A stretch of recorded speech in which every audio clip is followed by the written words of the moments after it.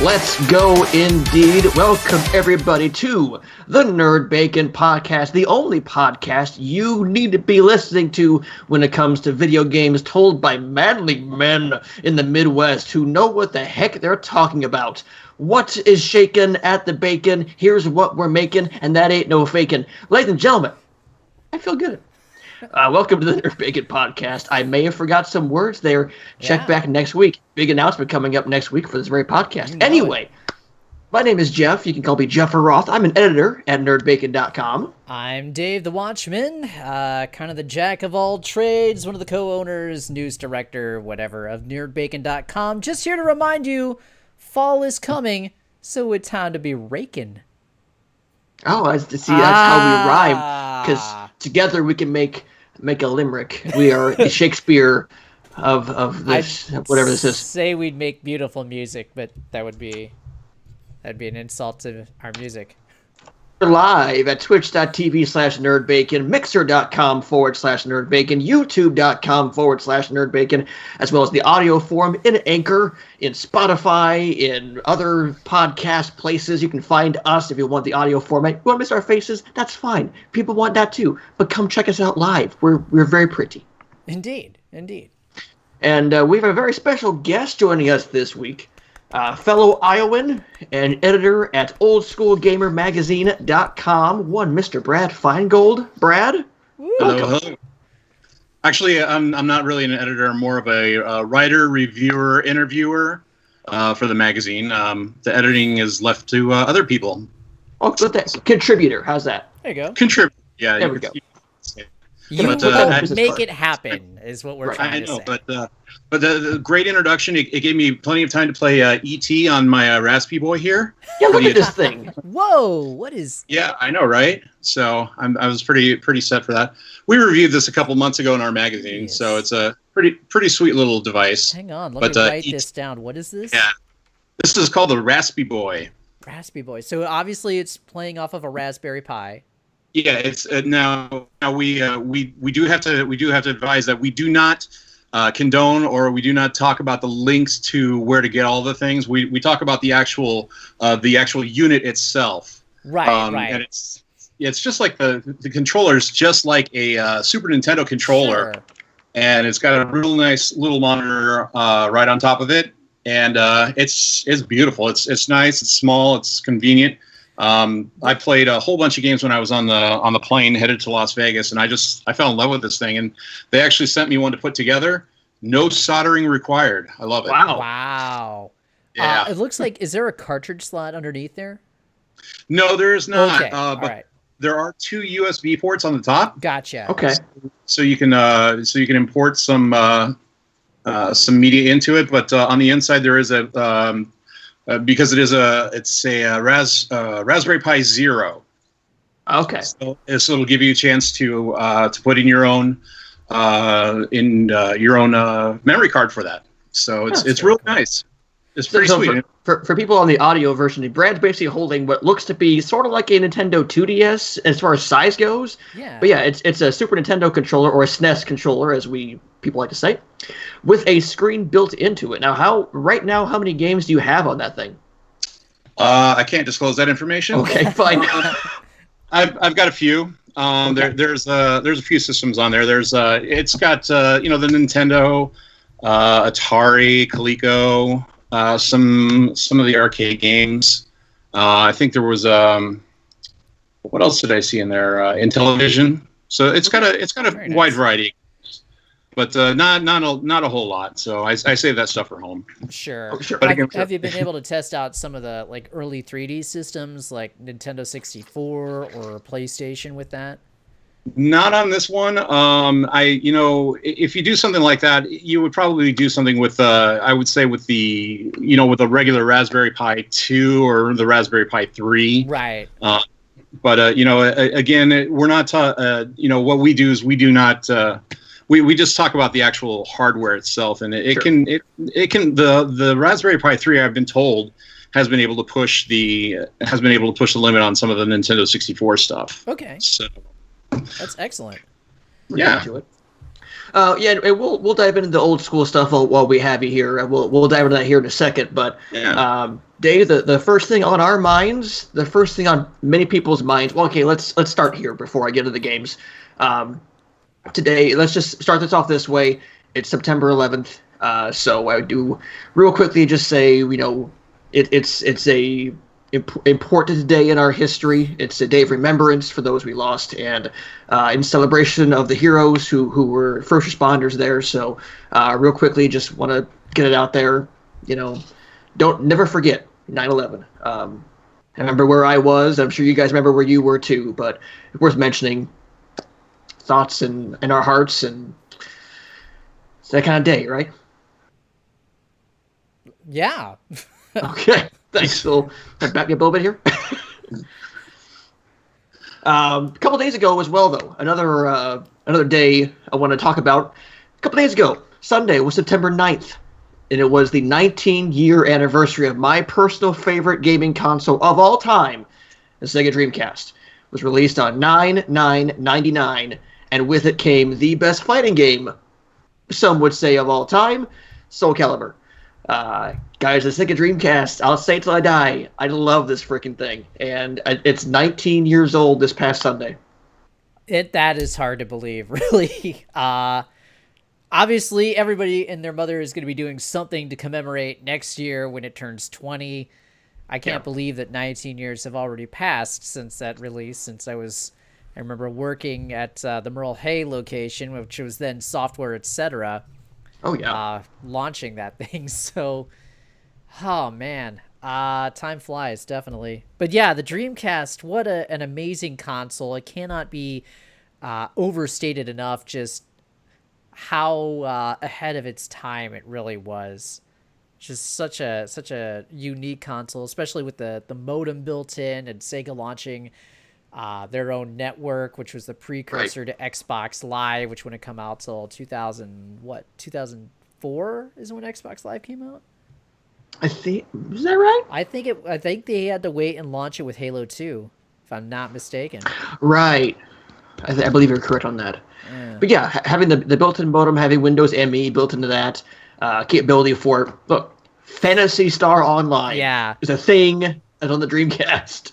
It's nuts to think of at that point. The thing that really gets me about the Dreamcast, though, is just how innovative Sega's and the whole industry's mindset was. Think about all those really quirky, unique games that came out, like Seaman. Crazy Taxi was pretty unique. I mean, it's an arcade racing game. What else? You mentioned Power Stone was a fighting game unlike anything other at that point. Right. And it's still revered to this day. Tony Hawk. Yeah, that was out. Yeah, that came out on a bunch of different systems, but that was pretty unique for its time. The VMU, the fact that the VMU kind of added another layer to your games. Having raising the Chow Garden in Sonic Adventure was something really neat. With Seaman putting the microphone built into your controller so you could talk to the creature, as creepy as that was, it was still an innovation in the game which we hadn't seen before. And it was narrated by Leonard Nimoy, too. Yeah. Spock himself. Oh, Space Channel 5. Who could forget that game? Man. Yeah. Choo Choo Rocket. Choo Choo Rocket. Yes. Golly.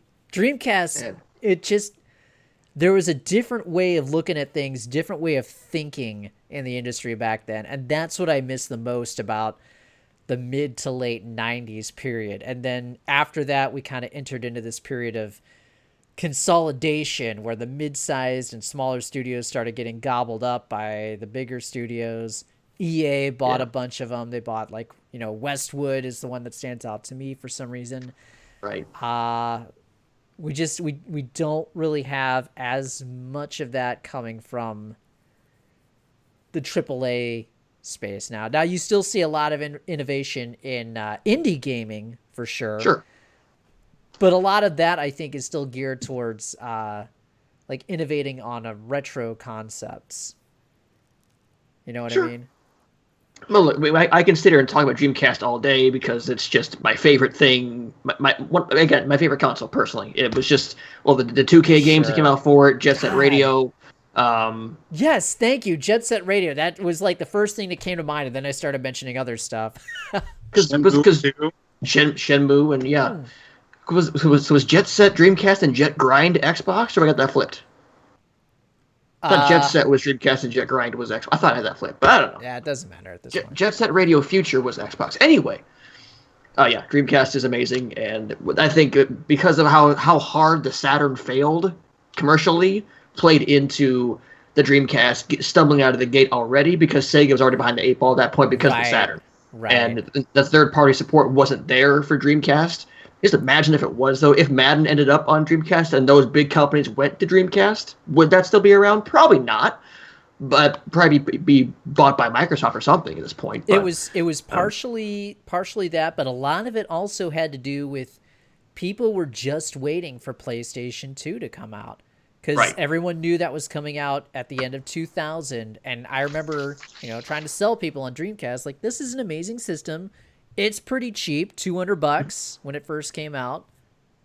Incredibly cheap by today's standards. It's tiny and runs quietly. Right, but a lot of the feedback that I would get from people was, nah, man, I'm just waiting on PlayStation 2. Right. So, yeah. Mindshare has a lot. You cannot overstate the importance of mindshare for a company to have that. Right. Brand loyalty is really... it's something that's hard to manufacture. Sure, it takes a lot, and we're seeing that right now. I mean, with you have your Microsoft fanboys, your Sony fanboys and girls, and your Sony fanboys and girls, and your Nintendo hardcore fans, and rarely shall the three meet, but. It's kind of like Horde versus Alliance at this point. Like, oh, I'm Team Xbox. No, you suck. I am Team. And it's like, we can all play the games. I see it mostly coming from the Nintendo fanboys at this point. We saw it from Sega a lot too. I think when Sega first went under, and then Microsoft picked up some of that stuff. I think the Sega fan people were up in arms when games weren't reviewing well on the on a Sega published game on a different console. The fans were just. Lose their minds. But speaking of Nintendo fanboys, I know I'm kind of jumping a little bit on our topic list, but sure. We had the Nintendo Direct that was scheduled for last Thursday. Here we are. We're finally going to get all the goodness. Twitter explodes in joy and anticipation. And then the morning of, horrible earthquake hits Japan, like a 6.9 or a 7 on the Richter scale, something like that. So Nintendo's like, we're going to hold off. We're going to put the brakes on this. And then there's an outcry from Twitter. We sympathize with Japan, but damn it, Nintendo, give us our Direct. God. Yeah. Priorities. What's that? Priorities. I know. Right. So, I mean, for the last week, the Twitter feed has been filled with Nintendo fanboys and wannabe insiders trying to speculate on, when is the Nintendo Direct actually going to be? When have they rescheduled it? I have it that it's rescheduled for blah, blah, blah, blah, blah, blah, blah, blah. Do you think that Nintendo's strategy of kind of randomly throwing out a Nintendo Direct, do you think that is helpful for them and detrimental to the industry? Do you think that it would be better suited for everyone involved if they went like a Microsoft route and was like, we're going to have a monthly Direct. Here it is. Or we're going to have a quarterly Direct, so that way there's no ridiculous amount of speculation. At this point, I think Nintendo has gotten where they are because they've, if I can, use a worn-out phrase, lived by their own rules. Yeah. They got to where they are now because they just do what they want to. And I think if they do it every quarter, then you'll start to feel some of them might not have as much content, so they'll kind of feel forced. I think if they wait and have enough content to push out, and then when they're ready for it, then I don't want just 2 or 3 or 4 minuscule ones. I'm okay with one meaty one. Like once there's enough content on the bone, then put one out.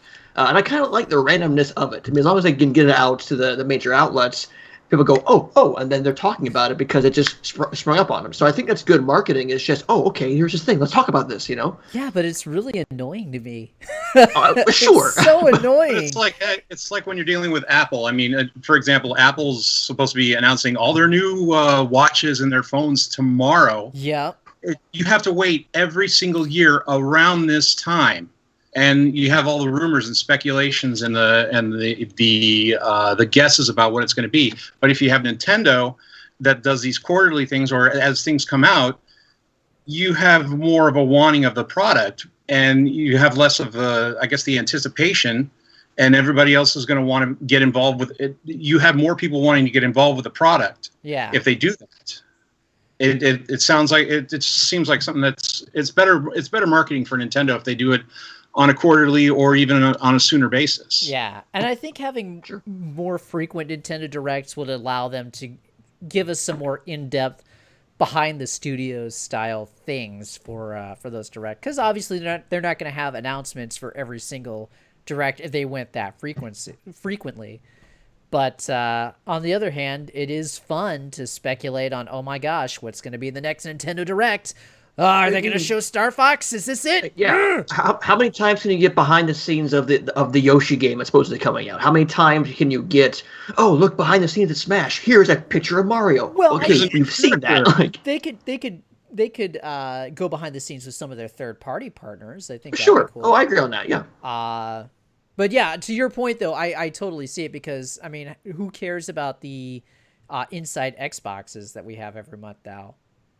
Where the first 3 episodes was, hey, here's another look at Sea of Thieves. It's the only thing we have coming out till Forza 4, which is a secret, but you know it. At some point, it's like, okay, we have to do this to appease the shareholder. We must do this to appease the people who invest in us, both on the stock side and on our playbooks. Give them something to talk about.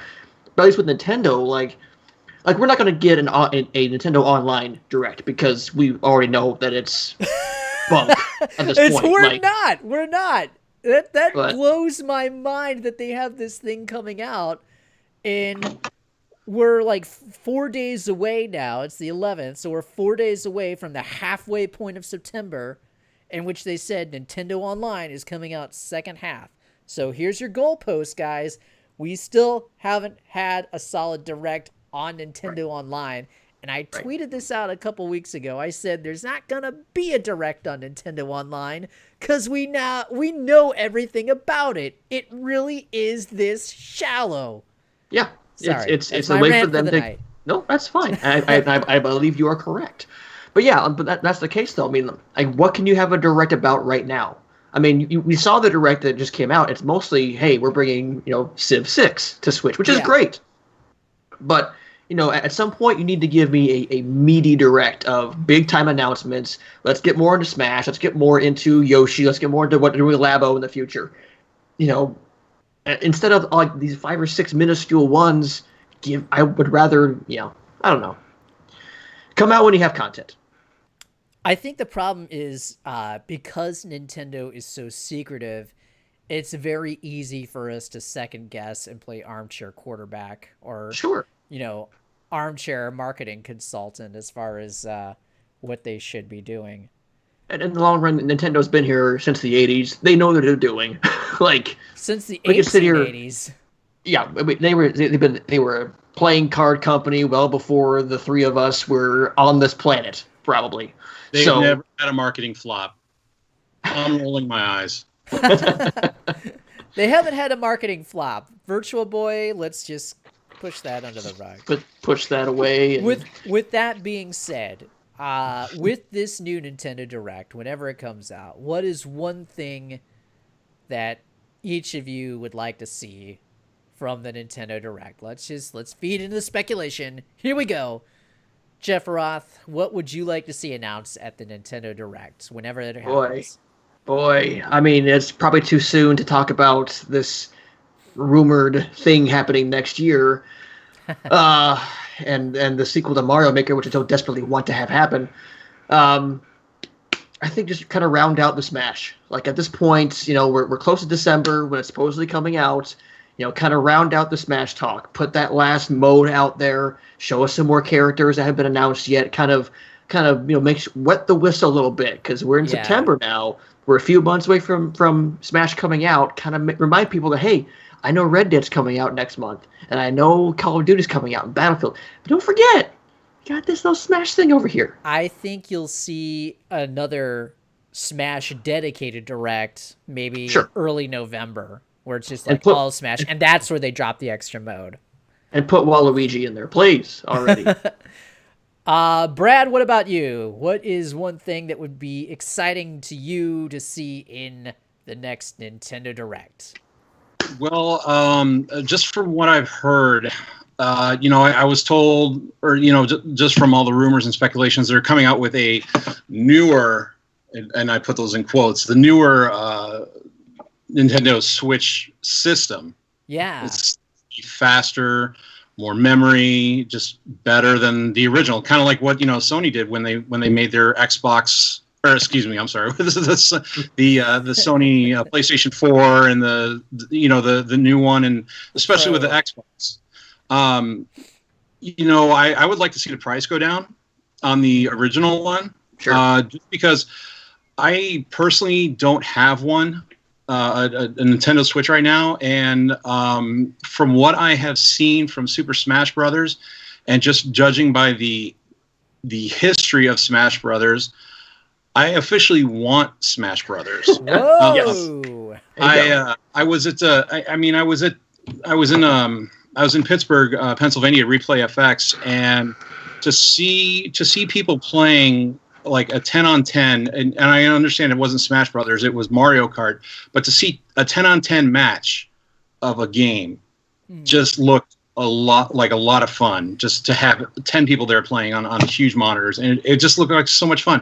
I complained about the controls when the system first came out, but things grow on you, and so I would like to see the prices go down, especially because the new system will have a higher price. I have a feeling they're going to probably hit like $350, $360 for the new system. Yeah, the Switch Pro, so that could lower the other price. But the problem is, if they do that, then some of the new games might not be able to be compatible with the older system. Sure. Yeah, that's my concern, because they say because some of the new PlayStation Pro games aren't going to be able to be played with the PlayStation 4 games, or with the 4 systems eventually.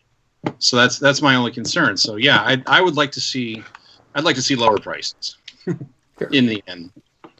Well, you think if it's going to be coming out, if they're doing a direct around November, you got to think for a Black Friday deal, that has to be the case, right? You have to imagine not only with a rumored new version coming out, in which they can do a make good by giving us who do have Switch a fair trade-in credit towards it. Yeah. But yeah, you got to think if they're doing it around Black Friday, they have to announce a price drop for Black Friday. I don't think that they do. I think they'll announce some bundles. We'll have definitely a Pokemon Go bundle, and we'll have Pokemon Let's Go bundle, and we'll also have a Smash bundle for sure. Yeah. But I don't think the price goes down on those guys. I mean, it'd be a retail basis. I mean, GameStop may say, hey, you can get one for like $200 or whatever the heck the price. Because retail by retail, they can do their own deals. But right now, there's a bundle at I think Walmart for you get tennis, and I think the 1-2 game. Oh, 1-2 Switch. Okay. Switch for I think $359 for everything. Yeah, that's not bad. You basically are buying the Switch and Mario Tennis, and you're getting 1-2 Switch thrown in. That's fair. Yeah, I suppose. I think for me, something I'd like to see out of the new Nintendo Direct, I would like to see real life Mario Kart 8 DLC. That would breathe some new life into that game, and to me, Mario Kart 8 is the best Mario Kart ever produced. It finally eclipsed the original Mario Kart. Okay. And I'm not ready for Mario Kart 9. I don't see how they can improve it. I think Mario Kart 8 is as close to perfection as they can get with that formula. So just keep it rolling. Let me see some new DLC. Let's go. Yeah, I think so. Let's go. Thanks, Kiko, for the host on that, by the way. We've got a host from Kiko on the Twitch channel. Thanks, Kiko. Oh, thank you, Kiko. NerdBacon editor Kiko Pat from Australia. Oh, Justin is listening in. He sent the article with the announcement that Nintendo announces Pikachu and Eevee Switch bundles. Thanks so much, Justin. You can hop in if you want. Yeah, we got room for you, buddy, on the room. couch. The water's fine. The other thing. Oh, that looks cool. I just saw a picture of that with the yellow Joy-Cons, and that's cool. That's cool. That does look kind of cool. The other thing I'd really like to see though is some more Bayonetta 3 info. I'm sure you do. Yes. Metroid, yeah, that and Metroid Prime 4. I'm not worried about Metroid Prime 4 quite yet. Well, I'm not worried about it. I just want to see more of it. Like, I'm at this point where I just show me something on Metroid Prime 4 because I'm dying over here. We might be a ways away from what I'm hearing. Oh, I'm sure. Yeah. Just give me a still image or something. Let me know they're still being worked on. We'll see another Zelda before we see a Metroid. Wow. Okay. I don't know about that. Unless they reuse some assets and pull like a Majora's Mask type thing. I hope not, because I don't like Majora's Mask. You don't like it? Majora's Mask is overrated. I said it. I never played it, so I said it. I've only played one Zelda game, and that was Link to the Past for the Super Nintendo, and that's the only game that I've ever finished. Hey, that's the one you need to finish. All right. I mean, the NES one, the SNES one. I think Minish Cap was very good. The Phantom Hourglass is pretty good. And I didn't like those DS games. I bought both of them, and Spirit Tracks was rough. I hated how gimmicky they were. The 3DS one, Link Between Worlds, was amazing. Yes, I did like that one. So. I'm hearing rumors that there's going to be another 3DS Zelda game in that same vein announced. Good. So we will see what happens with that. But Breath of the Wild is actually the only Zelda game that I have finished. Which is insane. As much as I love Link to the Past and Ocarina of Time, I never got around to finishing those. But I applied myself for Breath of the Wild, and that is a beautiful game. And I'm so happy that they stripped all the stupid gimmicks out of the series. No, seriously, the series. And they added so much more. If it rains, you're screwed. That's not a gimmick, though. That's that's just an element of the environment. I'm talking about gimmicks like, ever since Ocarina of Time, he's got like this, not only a sidekick, but he's got like this special accessory. So it was the Ocarina of Time, or he had the Majora's Mask, or the Phantom Hourglass. He had the stupid Hourglass thing, or the Wind Waker. He had the Wind Waking thing. Skyward Sword had the shitty or the crappy motion controls. I'll edit that out. What is it? 34, 38. All right, there we go. He had the. We're here for the kids. He had 13. Okay. Reset. So in Skyward Sword, he had the motion controls. Sounded like Ted Turner here. So, you know what I mean? He had all those gimmicks, and they stripped that out in Breath of the Wild, and I really appreciated that because you can just get to the core of playing the game and surviving in the elements and praying you're not trying to climb a cliff when it's raining. Thanks, Justin, for that host on the Twitch. Yes. Also, I mean, but Dave, let's admit there are some faults with that game. The big thing is the inventory system is just the worst. It is. It really is bad. It makes me not want to fight in the open world because I'm always breaking swords, and it's a zero-sum gain. I didn't mind breaking swords, but I did not like having to go through the inventory system. It's like you would pause it, you'd get your inventory, unpause it, fight a little bit, pause it, and then your inventory screen isn't where you left off. It's just like some random place. That little thing was annoying to me. I kind of wish you would just give me my next weapon. Instead of like having, you can't attack now because you lost your weapon. Now I got to go through. No, just give me my next one. But I don't think they should do that. I think they should leave it up to the player to decide what's the next weapon. Well, I also don't want to go to my menu every single time. What if it gives you a weapon that's not right for the situation, though? They can still attack. Maybe if he had like some like Link Punch or something. Link Punch. There you go. Who's a Falcon Punch? You got a Link Punch. Should we talk about current games? Games that came out recently? Yes. Sorry, we got off on another tangent. Hey, we could talk Zelda all day. I got no problem with that. We got Brad here. We can talk Zelda the entire time because I'd be out of the loop. The Marvel's main mascot web swung his way back into our hearts on the PlayStation 4, Insomniac's Spider-Man. Dave, you're playing it. I'm playing it. Justin's playing it. Brad, have you even touched it? I touched it. Or, excuse me. Yes, I was going to say I touched it the day it came out. Yes. Okay. Yeah. I played it the day. Roughly how much time you put into it, would you say? I would say I put in probably about 12 to 14 hours. Okay. Ooh. All right. Dave, you're about, what'd you say? I'd say about 8 to 10 hours into it. Yeah, I'm probably 10 to 12, so we're kind of all roughly in the same spot. No spoilers here. We're not going to spoil the game for you here. But I think we can all agree that Spider-Man is really, really good. Go on. Yeah, you're saying surprisingly good, and Yes, it's, exactly. and Brad, maybe you can speak to this a little more on the retro scene. Like, unlike the Man of Steel, Spider-Man has had a much better road to where he is now. He's had a much better gaming catalog than DC's main mascot. But I think if I can put the label out there, I think this is the beginning of Spider-Man's Arkham series. This is going to be what defines Spider-Man in the gaming world. This is his Arkham Asylum game. Go on, Brad. Go on. Sorry. No, go ahead. No. Go on. Fight for my amusement. I'm joking. I totally agree with that. This game, I don't even remember what year it came out, but I want to say it was GameCube came out with Spider-Man 2. I want to say it was, or was it 1 or 2? And I thought that was probably one of the greatest games ever for a superhero. Mm-hmm. And ever since, I had trouble accepting any other Spider-Man game. Yeah. Now you're playing this game, and you're like, why couldn't they have done this for every other game? I have never been so happy to play a video game that is based on a superhero. Sure. You've played the superhero Street Fighter type games. Yeah, they're kind of cute, but they're kind of campy. You play the MMO games. Yeah. And they're not that great. And unfortunately, you play all the DC games, and they suck.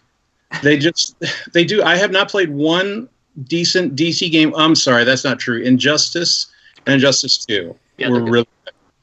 But I have, Mortal Kombat versus DC, that kind of flop. That's on another level. It's got some redeeming qualities to it, I think. Yeah, Harley Quinn. But in regards to any other adventure type game, this is just. I was actually speechless when I was playing it. I mean, the post that I put on Facebook, it was, here's my post here's my review of Spider-Man for the PlayStation 4. Holy da da da da da. Can you da da da da da da?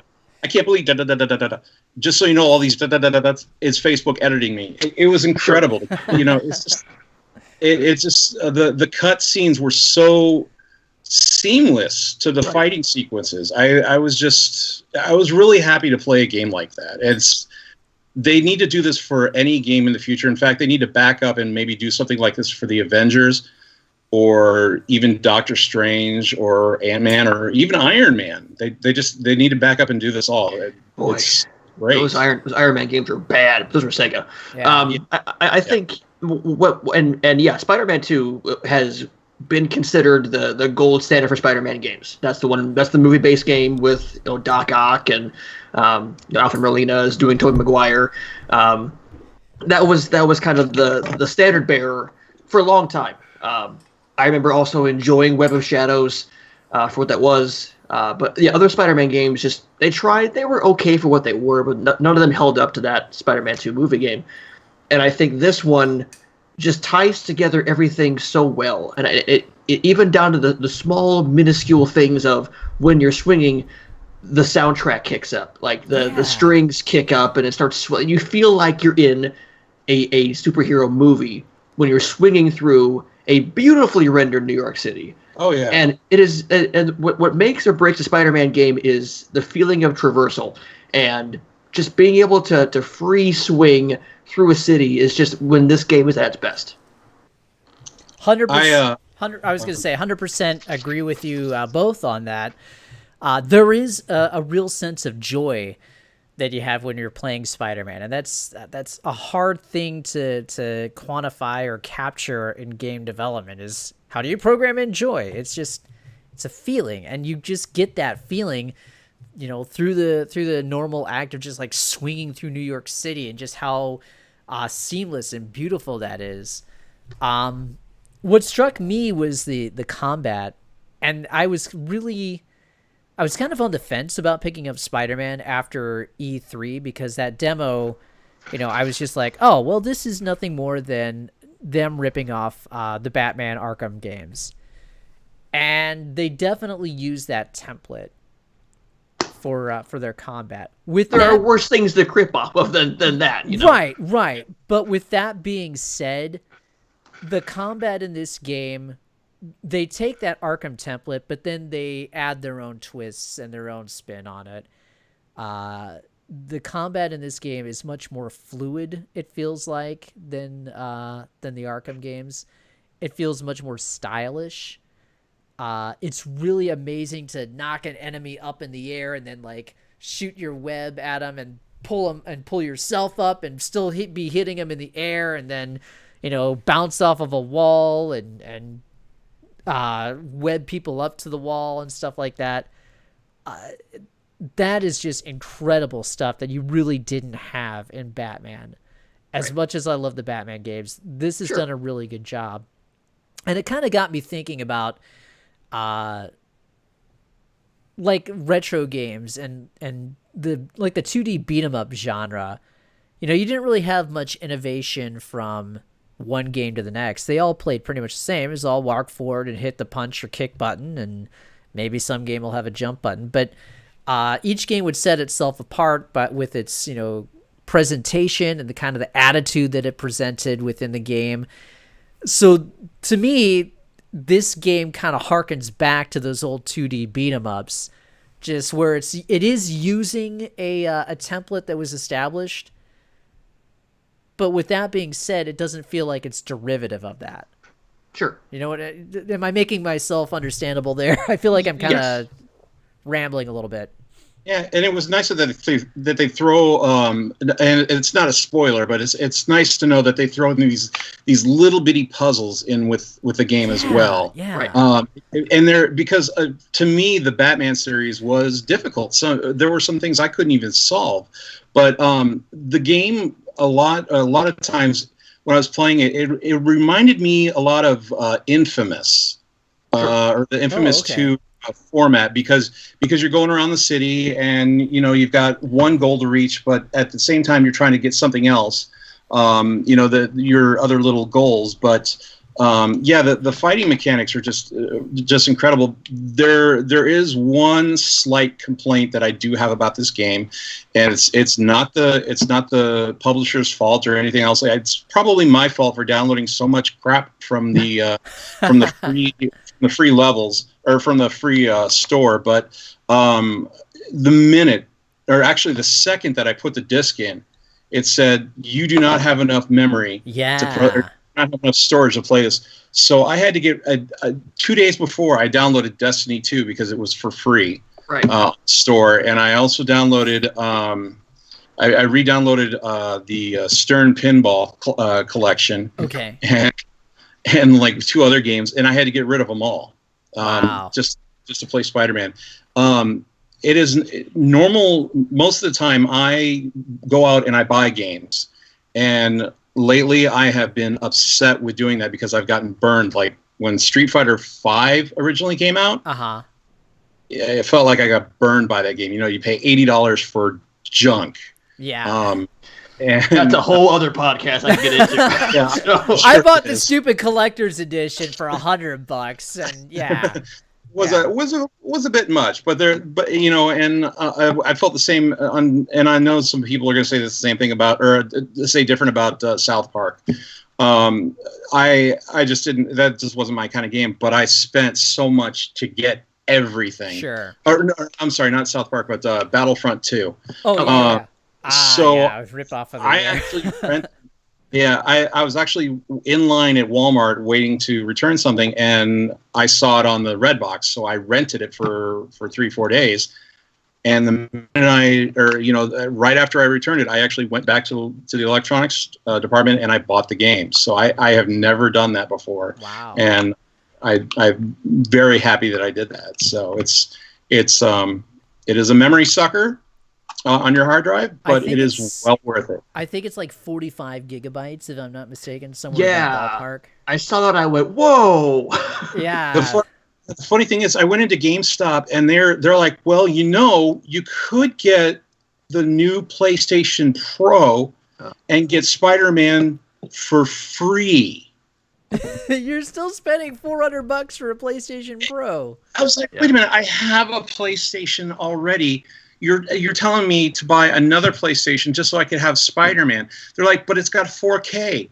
But I have a TV and the most it has is a 1080p. Right. It's not I'm not going to deny the 4K is probably going to look 100% better than the 1080. I'm not going to deny that one bit. But for what I have, for what I can afford, I was happy. Even the loading screens were beautiful. Yeah. And the animation, the Fisk was he was ugly as ever, and it was awesome. Yeah, it was awesome to go up against him. It was just visually incredible. So for now, I'll stick with what I've got. Sure. As long as I can play it, I'm okay. Yeah, Justin Justin's a big 4K fan. I'll have to get one at some point. He's in the 4K cult. But no, I'm with you, and I also want to touch briefly on a couple other things about Spider-Man that I thoroughly enjoy. It has the best photo mode in any game ever. Oh, yes. Because, I mean, I posted a couple of things on Facebook, because you can do selfies and all that stuff too, but some of the frames you can do, including an actual Spider-Man comic book, is insane. Like, they really went the extra mile with some, again, little stuff like that. Yeah. It's enough callbacks as well, because all those costumes you can unlock, some look good, but some are, very famous in comic book lore. I marked out when I saw the Scarlet Spider. I'm like, oh, it's Ben Reilly. I'm a geek in my own apartment. Like, it's enough nods to Spider-Man's past, present, and also the future. I'm at a point right now. Again, I won't spoil it, but the story is fantastic, and I just finished Act 1. Excuse me, I'm so excited about that. And you built up all this joy and all this fun, and then you got your heartstrings ripped out there a little bit. So it's gonna take you some places. Wait, what? Which is the story will take you places. Darn it! Now I'm gonna be up all night. Try to get through to Act 1. I one. work this morning, man. What are you doing to me? Yeah. 20 to 30 hours on this kind of game is insane to me.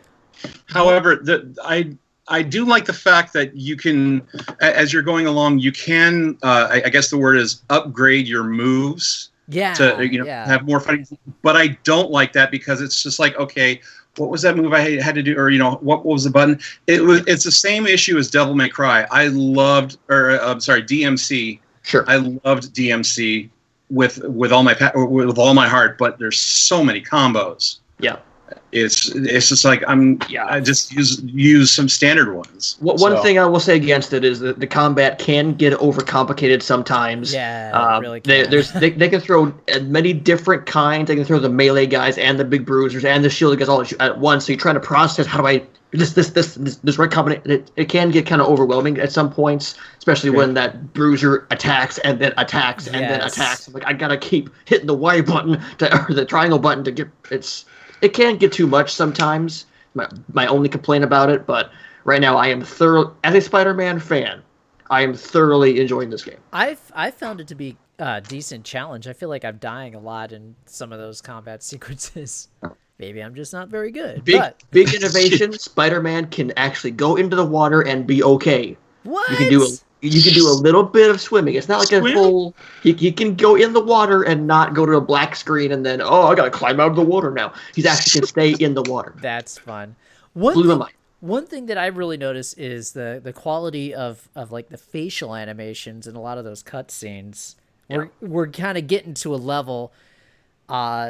It looks kind of cheesy because of there's only so much they can do graphically on the PlayStation 4 at this point, so you can tell they're really stretching it. But at the other end of the spectrum, you can see that they've got the tools and the pieces to put some really freaky, good-looking stuff together with the next systems, the next wave of systems when they come out. So, right. But the facial animations, what I'm trying to say is the facial animations are fantastic. The game does look amazing. I mean, it's hard to believe we're getting that kind of performance out of a PlayStation 4. And how much I love J. Jonah Jameson's podcast as he keeps chiming in. I think he's the voice acting top to bottom is fantastic. This is a very quality product. So that begs the question: does the sequel end up on the PS5? Yeah. Or is it a late PS? Do you think PS5 for sure? Yeah, I think PlayStation 5 is next year, actually. Okay. I think Sony wants to pull that trigger as quickly as possible, with Apple and Google coming out probably next year. And I do think that they should have released this a little closer to Homecoming when that movie came out. I mean, I understand it has nothing to do with the movie, which was perfect, and I love the fact that they didn't do the how did he get his powers and that kind of thing, because just about every other game you have to learn that. Right. I think they should have released it around Homecoming, or at least around the Infinity War. That would have been nice, but sometimes it all matters. Yeah, if the game wasn't done, don't rush it. But it's that kind of thing. Perfect though. It was still perfect. Right. Yeah. We all kind of really agree that this is the game that's making Spidey, in the gaming world. So, is this the best game of the year in your opinion so far in 2018? No. What is in your opinion? God of War is still way up. God of War for me right now is still the game of the year, but I'm also kind of this space reserved for Red Dead Redemption 2. Well, I'm just talking about at this point in time. What's your game? No, I still think God of War is still up there for me as far as game of the year. Okay. Yeah. I honestly would say Spiderman. I really it's to me just because of the playability that it's ranked, and if you're talking action adventure, I liked this one better than God of War. To me, I think I'm God of War'd out. Sure. Yeah. Even though Spider-Man does have a little bit of God of War in it, there's a couple parts where you do have to do that God of War fighting, but it just still seemed like it's fresh, it's new, and it's still a comic book storyline. I guess I'm a sucker for comic books. Sure. I would have to go with Spider-Man as well at this point in time. I'm just having more fun playing Spider-Man than I am with God of War, which I've been playing some more God of War recently, like right before Spider-Man came out, and I'm having more fun with Spider-Man, personally. Yeah. Oh, let's not get that twisted. I'm really enjoying this. It's definitely in my top 5 right now. Yeah. No, I'm not twisting. I'm just saying at this point in time, we feel this strongly about Spider-Man that it's definitely in the conversation, and how much, at least. And how much is it because it's new? Like it's the thing that we've recently been playing, as opposed to God of War, which we've been playing. Like some of us have been playing it, a couple months ago. God of War is still kind of new to me because I just repicked it back up, so sure. I feel like I've got a fresh frame of reference. Yeah. Well, luckily we're getting into Q4 here in just a couple weeks, so the big hitters start coming out. And the top 10 list could look a lot different between now and end of December. I know. Just give me that Soul Calibur 6 and that Red Dead 2. Give me that Red Dead 2 and give me that Forza Horizon 4. Mutant Football League. Yes. A Dynasty Edition. It's coming out. Yes. So let's. You want to talk on that a little bit? Because I was reading your interview with Tim Kitzrow. The voice of NBA Jam, NFL Blitz, and the new Mutant Football League, not Mutant League Football. That's the Genesis game. Mm-hmm. And Mike, sorry, I'm getting his last name screwed up. Mike Menheim. Mike Menheim, thank you. I had to ask him a few times about that too. So first of all, how did you get a chance to talk with Mr. Menheim and Mr. Kitzrow? Well, basically what happened was I was surfing on Kickstarter one day, and I found out that they were doing a new rendition of Mutant Football League. I'll show this picture because we don't have the graphics here. They're doing a new version of the original game, which was Mutant League Football, which was originally released for the Sega Genesis. And that game was originally like to compare it's kind of like the John Madden football engine. And I basically started talking to him, and I was in high support of the game. I funded it, or I was one of the backers instantly, and just started talking to him. And Old School Gamer became really good friends with them, with both of them. At first, I was not aware that Tim Kitzrow was involved with the project until a little bit later into the game. Right. And then we actually started getting more and more familiar with him when we were at the Midwest Gaming Classic in Milwaukee at the beginning of the year. And so we just became really good friends, and it's I guess they say the rest is history. The new game, to compare it, it's just like NFL Blitz, or not just like it's similar to NFL Blitz, sure, but a lot more blood, a lot more gore, a lot more violence, and so it's the XFL. It's beyond the XFL. I would say if people are fans of Blitz the League, I think that'd be kind of a good comparison recently to what this Blitz. The thing about Blitz the League is Blitz the League was basically a storyline.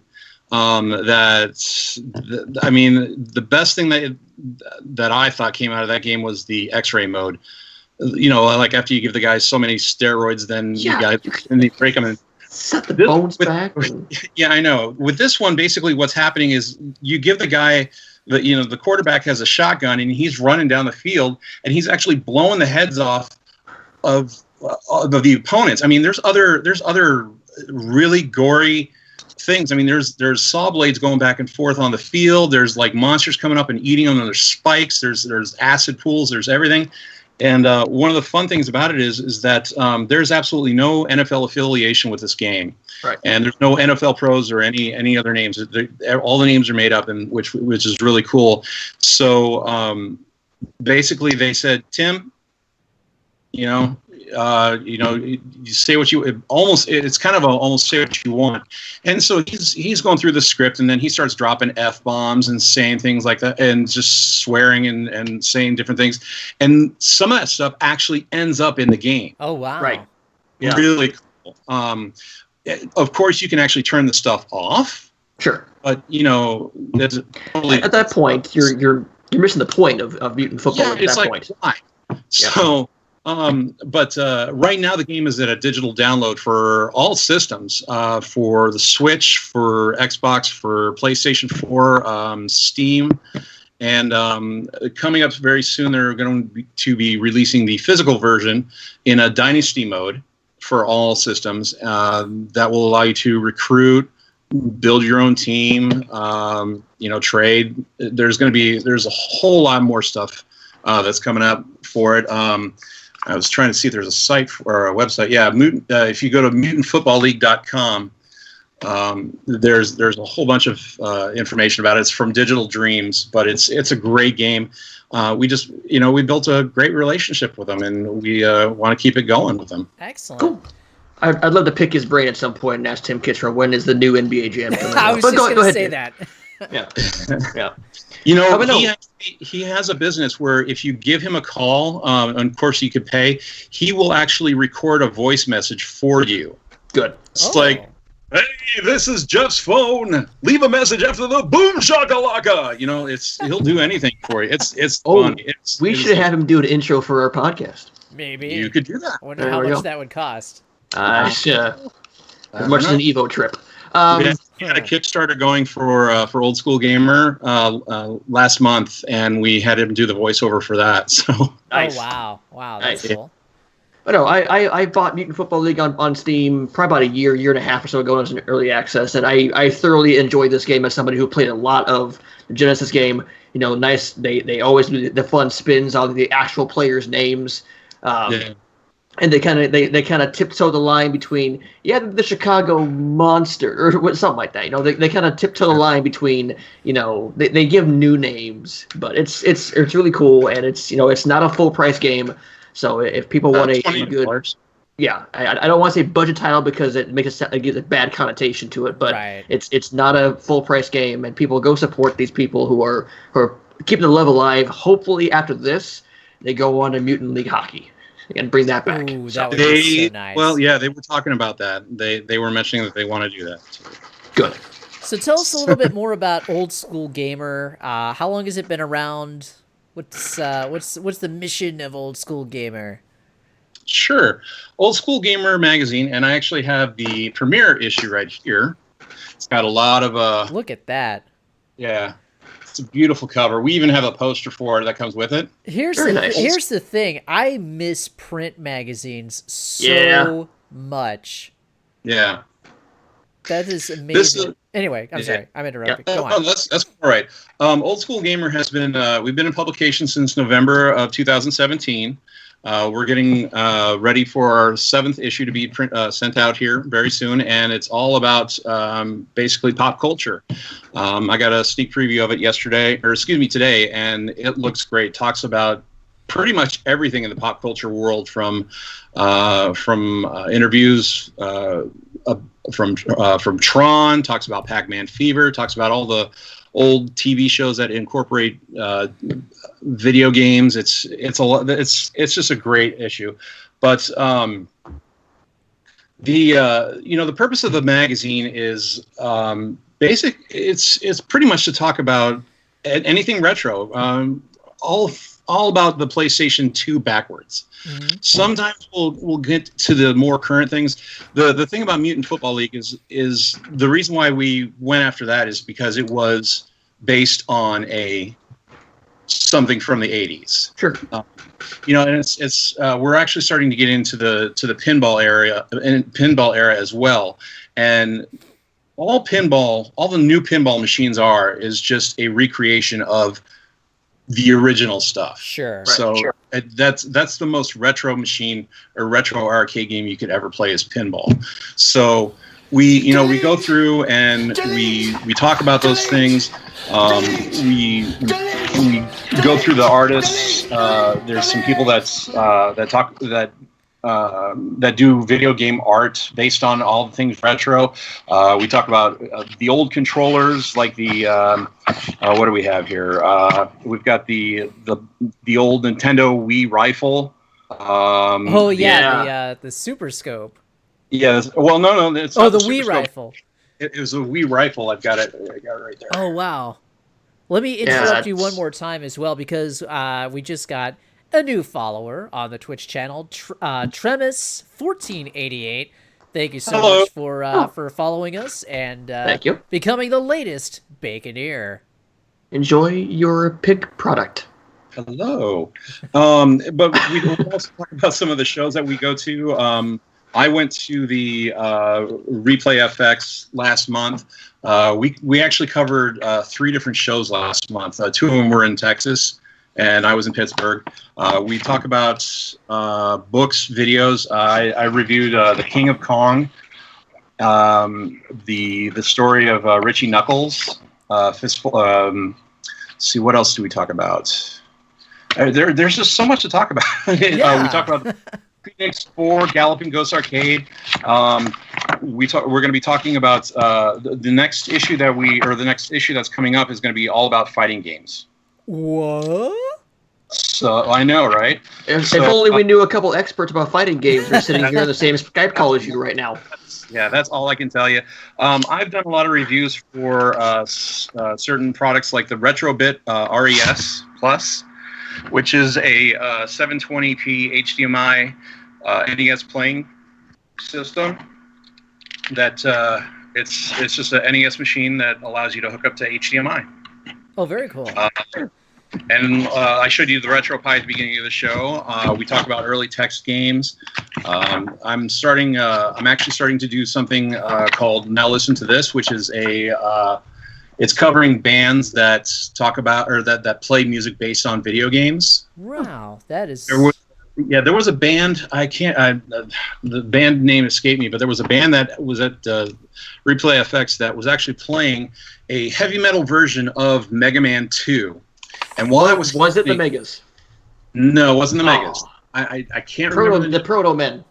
No, Damn, no. Come on. But while they were playing, there was a guy sitting there and actually playing the game. So while he was playing, the band was playing, and while he was playing, he actually finished, playing it, and he finished the game, and the band finished. And so, like during the epilogue of the game of Mega Man 2, there was no sound coming out of the game. It was actually coming from the band. The credits are rolling. The band's playing the music from the credits. It was flawless. It's just like, okay, somebody's played Mega Man 2 a little too much, but of course they do. It's a fantastic game. No, I'm not. Don't get me wrong. I'm not saying it's not. They also do that with, I think, one of the Legends of Zeldas too. But we just talk about everything and everything that's video games in the retro world, and we also have a lot of contributors that come in. We have Walter Day, who's basically the godfather of esports, right? Okay. And also. My brain just shut down for 2 seconds. Well, while it's rebooting, let me interrupt you one more time because Bad 2221 has followed us over on Mixer. So Bad 2221, thank you so much for joining. Welcome to NerdBacon's podcast, and congratulations on becoming the latest Baconeer. Yes, welcome to the gang. Now the Old School Gamer magazine is available in digital form and print form. Yes, and most importantly, this is created by Ryan Berger. This is not my magazine. Right. I said I'm just one of the writers. I do writes, reviews, interviews. I actually have a blog on the webpage or on the website. It's called Keep Calm and Insert Coin. Just talks about childhood memories of playing video games, like the first time I ever played Tron. Or the first time I ever played Donkey Kong. The first time I played Dig Dug and I put my middle finger on the glass of the game because I died. My dad yanked me out of Happy Joe's because he saw that, things like that. But this is Ryan Berger's product, and he's very proud of this. He also is the publisher for Mobile Beat magazine, which is a DJ magazine, which is known around the world. But yes, this is if you go online to oldschoolgamermagazine.com, you can get this for free. But if you want the paper copy, if you want this actually sent to you, it is $30, and you get it sent to you. It's a bi-monthly magazine. So you get 6 issues a year, and it comes with a really cool poster. So what you see here comes like in a huge poster that you can actually put on your wall. And the art that we have on this is courtesy of Thor Valdson, and he does a lot of work for some other places. But yeah, we have Walter Day, we've got Leonard Herman, Adam Pratt, Michael Thomason, Brett Weiss, as our writers, Mark Andrews, and so we've got we have everybody involved with it. We have people who are dedicated and love the idea of retro gaming come in and talk about what we love. So that's what it comes down to. Yeah, the artwork on this stuff is fantastic, and I was kind of thumbing my way through the digital versions of these, kind of get an idea of the production value is off the charts on this stuff. If people want to check this out, oldschoolgamermagazine.com. You can see the digital PDF versions for free, but they're also on Patreon if you want to contribute to the site there and get physical copies of that for a relatively cheap price compared to what magazines used to run us back in the day. Exactly. But Plus, that's really cool. It's worth it just to have something in your mailbox, gaming related. like we used to back in the good old days. Back when I had tips and tricks and Nintendo Power and Next gen. Oh man, next gen. and PlayStation Electronic Gaming Monthly. Oh EGM, my yeah. gosh. Electronic Gaming Monthly. Yep. Greatest thing I ever. totally miss it. So, I mean, it's unfortunately, well, not unfortunately, but we live in that digital age now. You can actually get the magazine on your phone. So all you have to do is just download the stuff for free. We actually have an association with video game collectors, so you can download or you can take a look at their magazines as well. Wow. It's not just our magazines; it's somebody else's. Sure. But it's really nice to get that stuff. If you go to Barnes and Noble, I think the only retro magazine that you'll ever see there is, I think, inside physically double the size. Yeah. And $50. Right. Yep. From the UK or Canada or something like that. Yeah, it's from the UK, Retro Gamer. Yeah, Retro Gamer. Don't get me wrong; it's a good magazine, but it's $15. It's oversized, and this won't fit on your bookshelf very well. And it won't fit on your bookshelf very well. This is about $4 to $5 an issue, so you really can't go wrong with that. This is from what I read within the top 10 video game magazines. We're officially on the top 10 now. Wow! Awesome. I think I read that yesterday. I can't remember where I read it, but we're on the top 10 list right now. Very cool. So there's not too many good game magazines out there that talk about video games like we do. There aren't too many magazines out there anymore. So Exactly. It's good to see that there. So yeah, we'll plug it one more time, and then we'll move on to another topic I want to touch on before we talk about old school gaming for everybody. Old school gamer magazine. .com, where you can go there, or the app on the phone, get the PDF version for free, or get the print version through Patreon or through online subscription for relatively cheap. But check it out. There's some really cool stuff there covering the entire landscape of old school gaming. And I'm already salivating over next issue, which is the fighting game issue. Yeah. Speaking of fighting games. Well, that's in a couple of months. Tomorrow, the one that's coming out It's tomorrow the pop culture. digitally Gotcha. is pop culture. I'm just salivating anyway, But that's just your normal default thing. It's good, but it's not. But speaking of fighting games, Dave. Yes. SNK had an announcement yesterday that got our hype levels through any roof over our heads. Bing. The return of the Samurai Showdown series through what is right now called Samurai Spirits. Teaser trailer dropped on Monday. Dave, Brad, I am so stoked for this. They're going, so it's back to 2D. It's not like Samurai Showdown Sam Show Sen, which was horrible. Like yeah. But they're going back to 2D and redoing the graphics like a Street Fighter 4-esque. I can't wait. Yeah, just that little snippet that we got, it looks like it's on the right track. I can't wait to see more. I can't wait to see, how does this play? Does it play exactly like the old Samurai Showdown games? What kind of mechanics do we have in here? But yeah, it looks like they're learning a lot from King of Fighters 14 and everything, with what they did with that. Yeah. So it was a good idea for them to not go back to that 3D graphic style that they tried to roll with KOF 14. Right. Yeah. And while I would have liked a KOF 15, I'm happier with the rebooted Sam Show. I'd rather see them revive some of their other franchises before we move on to 15. Personally. Right. Now, do we think that it's called Samurai Spirits, but it will become Samurai Showdown in the States like it did before, or will this become Samurai Spirits and we start a whole new lineage? I think we start a whole new lineage. The tagline during the countdown prior to the teaser reveal was "A New Dawn Rises." Right. So that pretty much spells out to me that this is a whole reboot, whole new beginning. We might have a smaller cast, but that's going to be okay because this is like the beginning of a whole new thing here.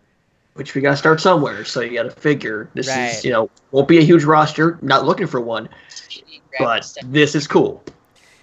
What I talked about this a little bit in my SNK Heroines review.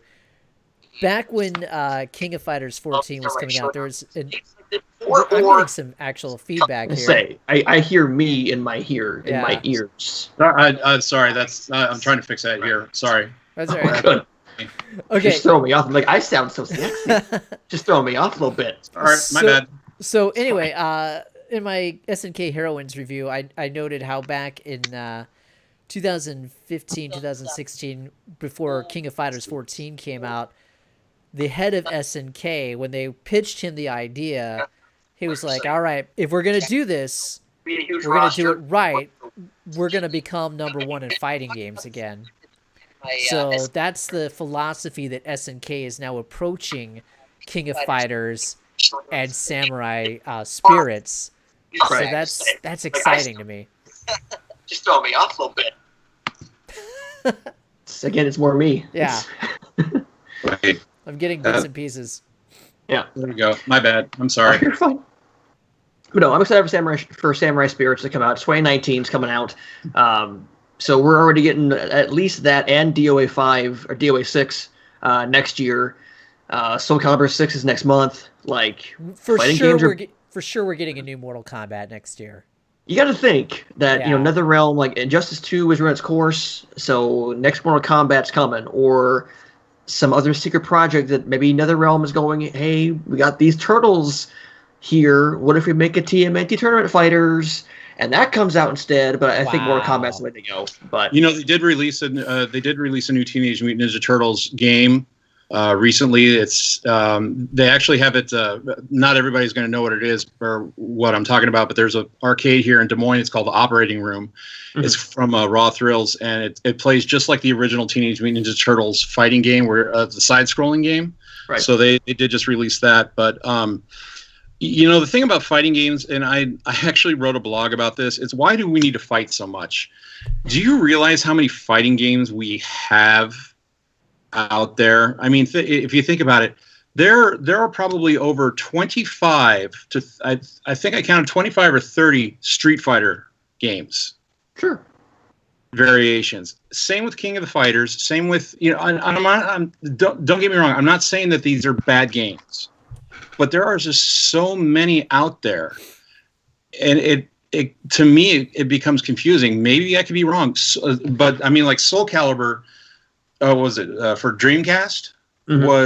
was revolutionary for me. Mortal Kombat, when it was relaunched for PlayStation 4, was revolutionary for me.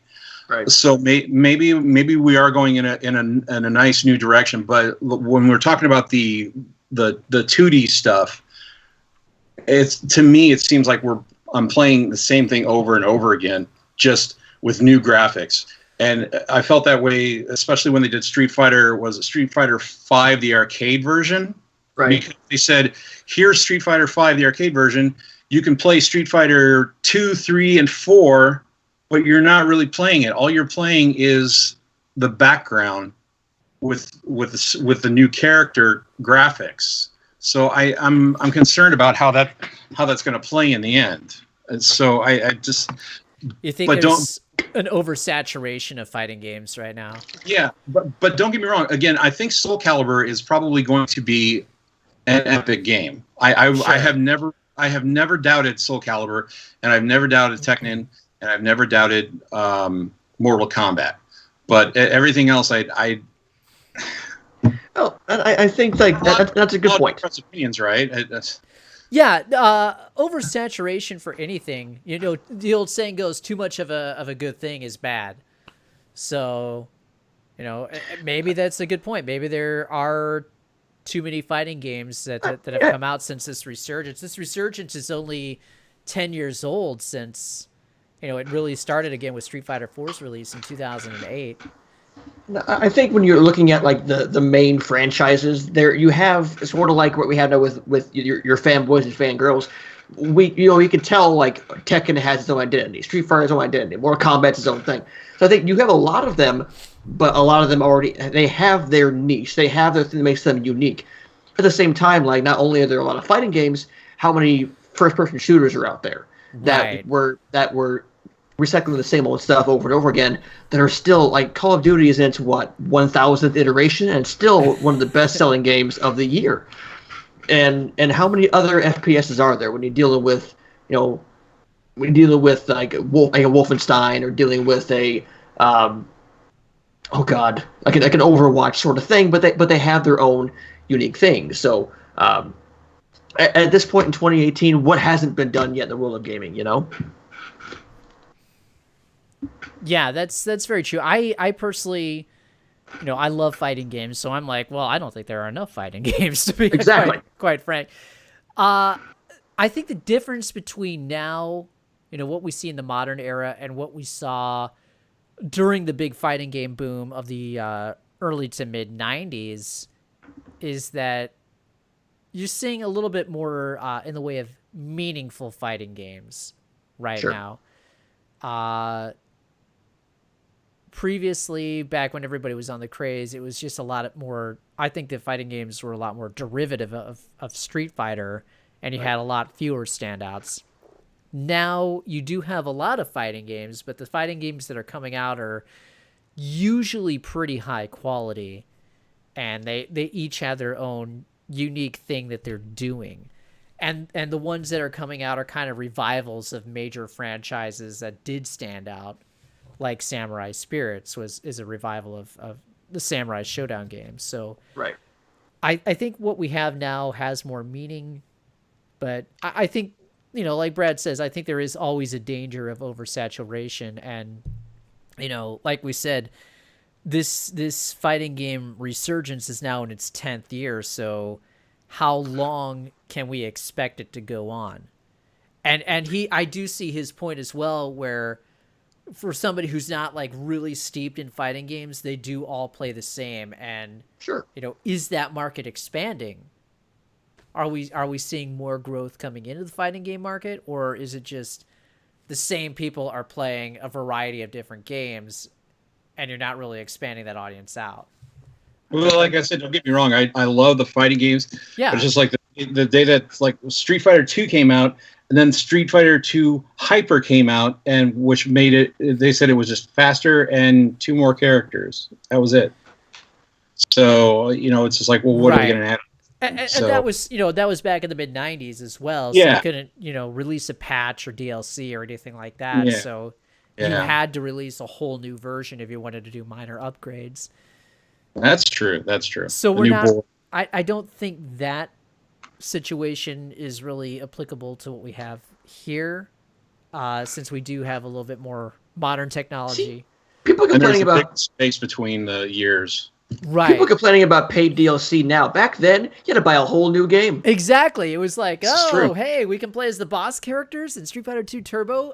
Yeah, I'm in. I'll pay another $70 for this. I have 4 or 5 different versions of Street Fighter 2 because there was like Champion, there was Super Turbo, there were like. And I was happy. He was like, okay, sure, I'll give me my next fix. Let's go. And it felt like, even though they were like a year apart from each one of those, it felt like a heck of a lot longer, didn't it? Yeah, it did. And it was $75, not $70. Yeah, you're right. Some of those games were $75. I remember. Come on, we were at those gaming stores. We should know that. Yeah. I didn't work back in the Super NES era, but I was still in school. But like buying Strider for like $60 or $70 on the Genesis was nuts. But thanks for making me feel old, guys. You're welcome. Do you remember how nuts it was? How we had some PlayStation games releasing at $40? Yeah. Well, no, not as nuts as when the Neo Geo was coming out, and the system I believe was about $600 to $700, and the games themselves were $800. Yeah. Yeah, that was. And there was that one guy that kept coming in every day that a new game came out, and he was buying them every single day. Wow. You gotta think what those are worth. What that's worth nowadays. It's probably insane. The Neo Geos. Like a full-on Neo Geo console with all those games. If it's in good condition, it's probably worth a pretty penny. They're free. There you go. Yeah. Yeah. The Neo Geo Mini, which is coming out, that Dave and I got our hands on at Evo. I think is great. I want that. That is such a great thing. Yeah. But before we get more off track, because we could always just spin off into more things. I want to talk briefly about the fact they've announced 8 new teams for the Overwatch League. I'm the resident Overwatch fan of the NerdBacon site, I would imagine. So 8 new teams to Overwatch League, and not only what this means to Overwatch League, but esports in general. I think this is right now the biggest thing in esports, because Overwatch, I think, is the most, easily watchable, easily, digested medium. Even for someone who doesn't know what the game is, you can still understand what's going on. So we got 4 more teams in North America. We got Atlanta, Washington, D.C., Toronto, and Vancouver. And then we have Paris, and then 3 more China teams. I'm not even going to try to pronounce the names. Guangzhou, Huai. Got nothing. So, I mean, expansion is always a tricky thing. You don't want to expand too quickly and be oversaturated. But at this point, this can only mean positive things for Overwatch and the esports market, correct? Yeah, it's great to see that Overwatch still has legs, that that Fortnite hasn't taken it over. And I'm going to interrupt myself for a minute. What? He was rolling his eyes when he said Fortnite. I'm sorry. Oh, okay, all right. People of NerdBacon and the Jeff Ross channel know about my Fortnite feelings. Anyway, I'll interrupt myself for a second because One's Avidity is the newest Baconeer. Thank you for following us over on Mixer. Thank you for joining us, and hope you are enjoying NerdBacon's podcast, which we have a special announcement. We are actually rebranding the podcast starting, I believe, next week. We're going to try for next week to rebrand this thing and give it a new name. Give it an official, good, awesome name. This will be the grown-up name going forward. Anyway. Kosher Bacon. What's that? Kosher Bacon. Sorry. Go on. Yes. Yeah.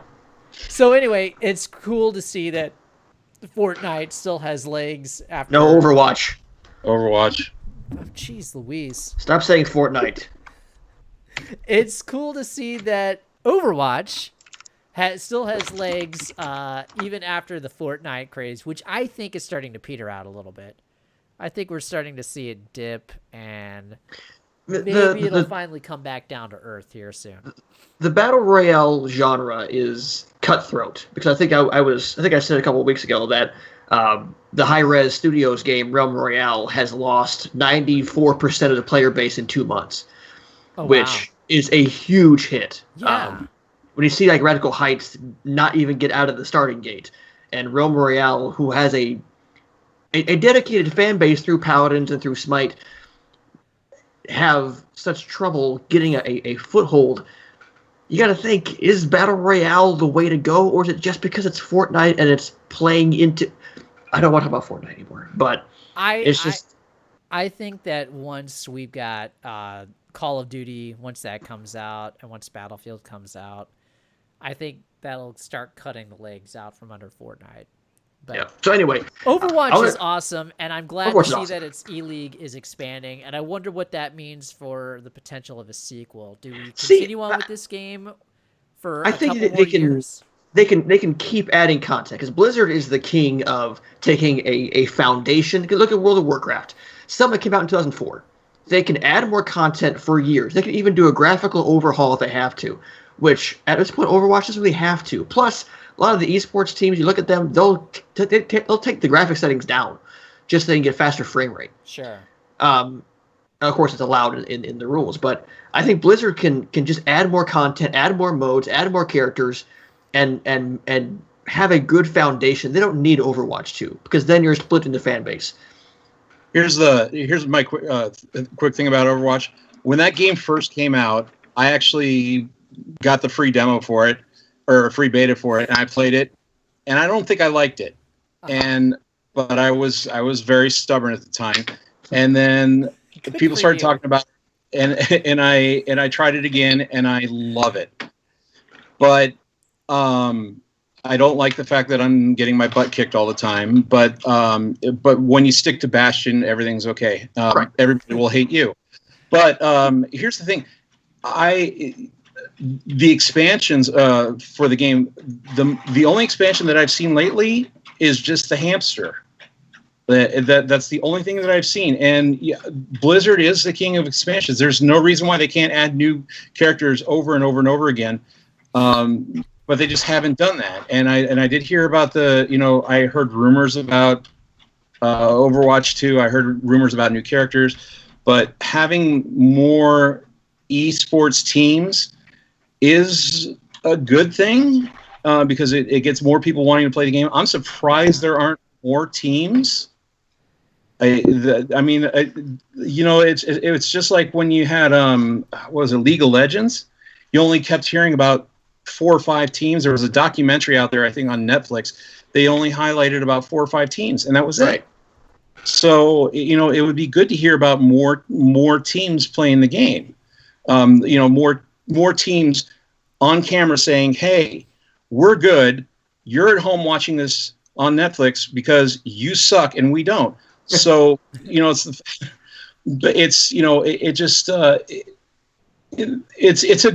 think it is good to have more teams. Oh yeah, definitely. Just to show variety. But it is a great game. I play it every single night. I love getting stickers. There you go. I love your tenacity, though. At first, you're like, I am not enjoying this form of entertainment, but I'm going to keep at it until I am entertained, darn it. And not only do updates happen frequently, but not only they add new maps, they've added about 4 or 5 new characters since launch. It's all for free. Like, they've not said, hey, pay us more for expansion. They're saying, hey, we're going to give you Ana, we're going to give you Doomfist, we're going to give you Brigitte, we're going to give you Wrecking Ball. Free. Also, here's two new maps. Here's Lucio Ball. Here, they keep putting new stuff in there, and then the league play, the season play keeps happening, and the competitive stuff. That game has legs for days. Yeah. So let's do something fun here. Let's name the teams. Let's see who we think what we would like these team names to be. Let's start with Vancouver. I'm going to say the Vancouver Victory. The Vancouver Vagabonds. Ooh, Brad. The Vancouver Hosers. There you go. Toronto. I'm going to go Toronto Terror. Are we supposed to be serious on these answers? No. Don't have to be. Okay. Let's see. The Toronto Tizzle Whizzles. Yeah. Toronto Raptors. There you go. Yeah, no problem there. The Toronto Drakes. The Toronto Tyranny. Tyranny. Okay. The Toronto Tyranny. The Toronto Tyrants. The Toronto Trudeaus. There you go. Oh, that'd be great, wouldn't it? Yeah, they'll surrender for everything. Paris. How about the Paris Pressure? I can't say it. Oh, nope. Not going to go there. We're trying to keep this PG, aren't we? The Paris PGs. Yeah. I said it muted. I got it out. There you go.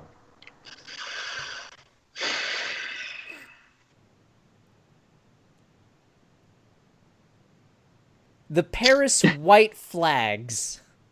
Wow. Yeah. We said it. The Paris Parasites. Wow. Actually, that's a good one. What else? The Paris Cuisinarts. Okay, let's quickly move on to Washington D.C. I'm gonna say the either the D.C. lawmakers or D.C. lawbreakers. I'm gonna say the D.C. vampires. DC traders. Ooh. Atlanta. It says in TRADERS. Yeah. The Senator Darnold's. Yeah. Atlanta. I'm going to say that Atlanta's team name will be either the Attack or the Anarchy. I'm betting they would go with either the Anarchy or the Attack. I think they'll go with the Anchovies. Sure. Yep. Hurricanes. I'm sorry. Don't Dave closed his eyes on that one. I'm sorry. And it froze. I'm sorry. I like the Atlanta ancho chilies. I know a little too soon, but I'm just saying, like, they're a force to be reckoned with. I wasn't trying to make it. They're 4 times what you would think.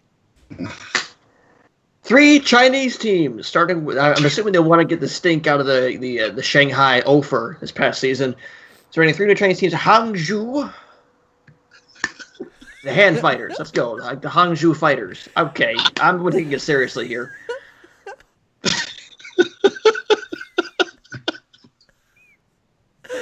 You're walking down a road that shouldn't be walked, feller.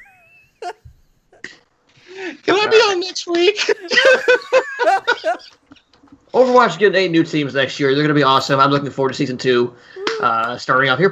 We got to think pretty soon because Hangzhou. The Hangzhou Dissidents. Hangzhou Swords. There you go. Chengdu. I'm sure I'm butchering these names, but Chengdu. The Chengdu Shangsungs. Ooh. Chengdu Dragons. Chengdu. Shanghai already has that. Chengdu Sorcerers. Oh.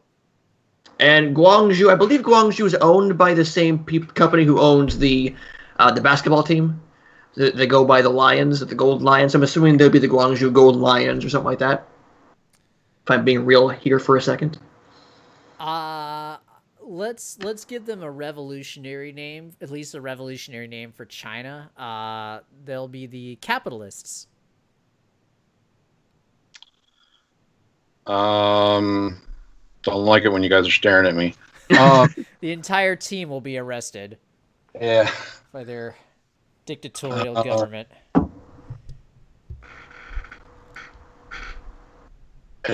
All I have is Guangzhou Fighters. There you go. So ESPN reported that owners paid somewhere in the $30 to $60 million ballpark range for the new teams. Holy buckets! In the first season, they paid around $20 million to play a video game. Yeah. Blizzard's also referencing the fact their desire to install home arenas across the world for league's teams. Now, that could happen. That they want to make this an actual big-time league. Also, no Midwest representative. So I'm assuming hopefully soon Chicago may get one, or at least somewhere closer to us, but so be it. Didn't they just open an esports in Las Vegas? They did. The esports arena, yes. Yeah, at Luxor. We got to be there. Cool. Yeah. So why wouldn't they have anybody that represents there?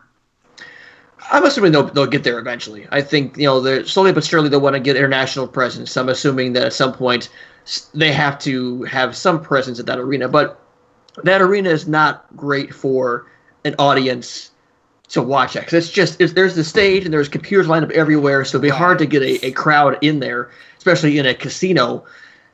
When you imagine most of that fan base might not be 21. It's much more of a bar setting. Yeah. Than it is. Yeah. It's think like what Clicks used to be, but turn it up to something like much more awesome. Wow. Is a reference. Okay. Yeah, I know, right? No, another retro reference. Yeah. Yep.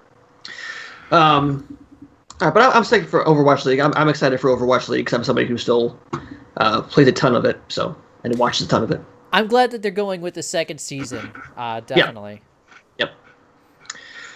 Okay, I'm about to pull out some. Any topics you guys want to discuss here before I just pull out some headlines and just kind of throw them out there? I don't know. I think we're in the go home time. I believe we are as well. It's fun. Thank you. Spiderman on PS4 is getting a New Game Plus mode sometime soon. So if you beat it, you can play New Game Plus it. So I'm not sure why they don't just put that stuff in by default anymore, and why it's always after the fact, like with Witcher and with this, it's like, oh, here, by the way, here's New Game Plus. Put it in there. Yeah, I don't know why they have to patch it in if they're intending to do it anyway. Maybe it wasn't ready. Yeah, that could be. Yeah.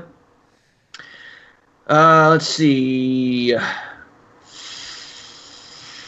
Really not much happening. I did play a little bit of NHL 19 thanks to my EA Access account.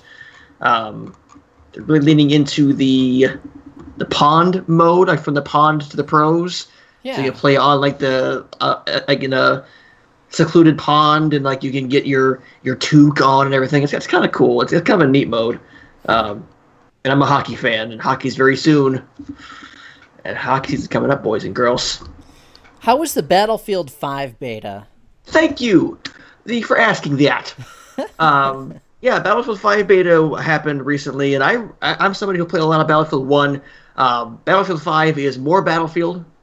It's nothing revolutionary, but it's more Battlefield with a really cool Red Faction style Levolution, breaking down a building. It's kind of cool to see the building kind of crumble around you. That's really neat. There's a lot of quality of life improvements on there. Like normally you could only spawn on your teammates from an overhead map mode, so you weren't sure exactly where they were or what kind of setting they were in. Now you can choose to go a third person behind that guy or girl, so you can see where they are in the map to know if you want to spawn on them. Which I think is helpful from that setting as well. But it looks fantastic on my PC. I had running it high, and it was getting me 60 frames. Oh, wow. Couldn't quite pull Ultra on my 1060. It's kind of chugging it on my 1060. I need to get 1080 in this thing. But I'm enjoying it. And as somebody who has EA Access Origins Premier, I have the Deluxe Edition ready to go for no extra charge. Oh, that's very cool. So I pay my $15 a month, and I get the Deluxe Edition of Battlefield 5. It's ready to go in November to push that back. I feel like I played another beta, or I forgot about it. Wow, it left a lasting impression on you. I did a review of SNK Heroines, which went out on Friday. Yes, you did. I was kind of surprised with how much I ended up enjoying it. Yeah. It's a very shallow game. Yeah. The content was surprisingly light for a game that is definitely focused on the girls instead of the fighting. I was kind of shocked that there were only like 3 costumes per character, only 4 colors that you can unlock, not really a whole lot of unlockable accessories and stuff like that. That was a little bit surprising for me. The actual gameplay, though, there is some depth there, even though it's really stripped down from King of Fighters. Like, there's no ducking or anything. You've got a block button. You've only got like a light attack and a heavy attack, and then a special button, and then the special moves are pulled off by pressing forward or back or up or down on the special button. This is my "you're losing me" face. With that being said, I felt like there was a lot of depth to be had once you started actually playing human opponents in the game. So it was on track for like a 6 out of 10. I think it was going to put it at like 6.5, but then once they turned the servers on and I was able to play a few matches online, I got to see some of that depth in the combat system. So that's what knocked it up to a 7 for me. But yeah, the one or two matches that I played at EVO did not leave a good impression on me. Well, I will say we were playing on a Switch at EVO, and the problem with that is that the Switch is at 30 frames per second. PlayStation 4 version is a lot smoother. It's at 60 frames. And the Switch was even, kind of chugging to get those 30 frames out there. Well, even then, performance aside, I just was not having fun with it. It was just, I was looking at it going, I'm not enjoying this fighting. When I could go there and play DOA 6 and have a great time, or play Soul Calibur 6 and have a great time. Heroines didn't leave much an impression on me. That's not, when you actually sit down with the game and give it a little bit of time, there is some fun to be had there, but I wouldn't pay full price for it. If you can find it for like $15 to $20, then it's worth it. But yeah, we were bouncing around at EVO, so we had our minds in about 5 different places. So it was, There's a game. I need to write the review for you guys, but it's called Candleman: The Complete Journey. It's actually a puzzle game. It's from Spotlighter Interactive. It is probably the weirdest game I've ever played in my life. It is, in fact, the darkest game you will ever play in your life. And I don't mean dark as in scary or spooky, dark as in it's visually the darkest game you'll ever play in your life. You're a candle. You're a walking candle. Your object is basically to go from point A to point B and light other candles. And you only have 10 seconds per wick and you only have certain amounts of wick to use to light your way, and you can fall right off the edge, or miss your jump, or get pushed off by moving objects. And it has got to be the weirdest game I've ever played, but yet it is still very enjoyable. I was I was rather impressed. It was released back in January, but it's been out there. It's one of those. I didn't realize this game was going to happen, but it did. I received an email about it saying, "Hey, this game is out. You want to check this out?" I was like, "Okay."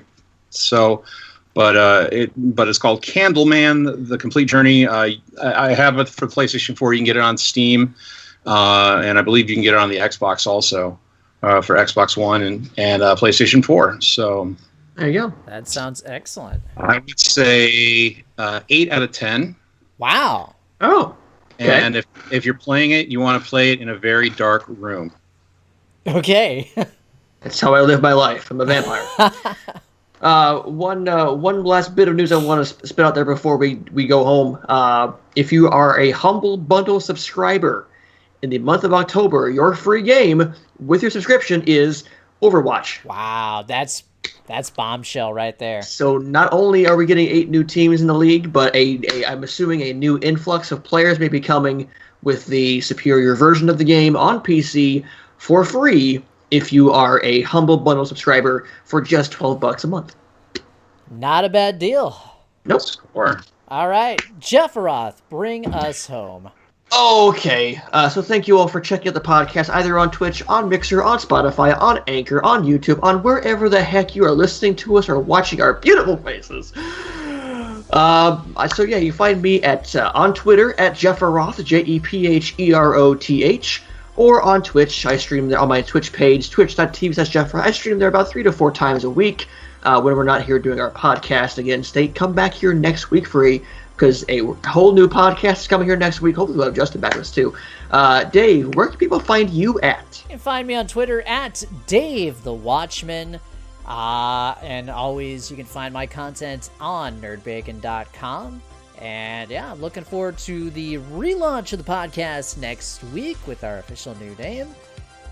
And yeah, I'm just generally excited about Spider-Man and all things gaming as we head into the fourth quarter.